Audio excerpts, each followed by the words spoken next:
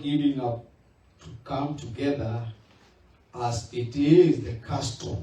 Some translation says habit. And write the word custom or write the word habit, whatever translation you may be having. The title of my message today is Power of Habits. The power of habits.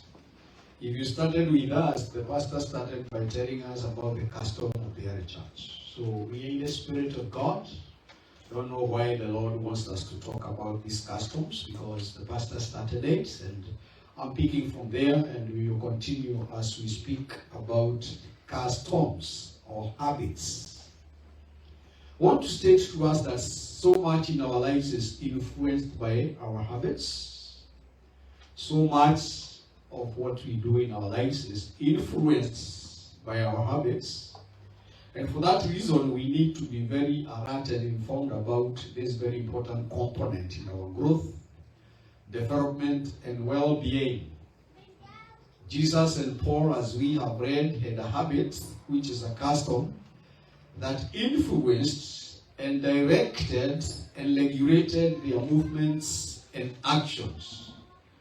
So whatever you do or whatever you are doing, it is being influenced, directed, regulated by your habits. To win, we must develop a spiritual custom or a spiritual habit. If whatever you do you'll be regulated or influenced by our customs, then we need to develop a spiritual custom that Paul had and Jesus had. For something to be a habit, it must have these characteristics.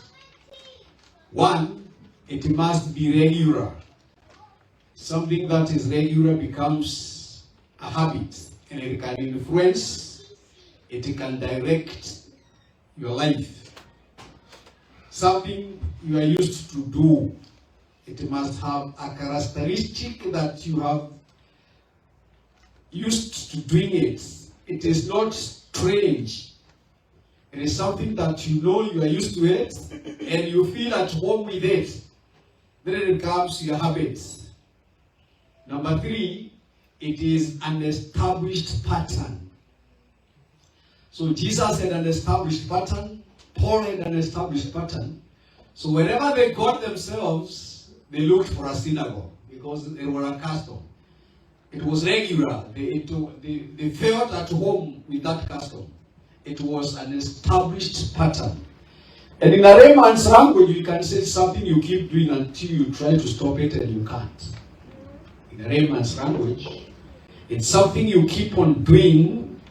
It becomes so regular and used to into your life that you can't stop it. Habits determine how we respond to situations. When situations of life come, our habits determine how we respond to them. We learn these habits. We are not born with them.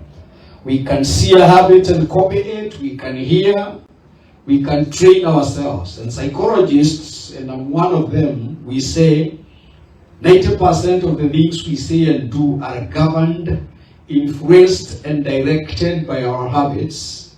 It's only 10% of what we do we use knowledge, intellect, and other ways.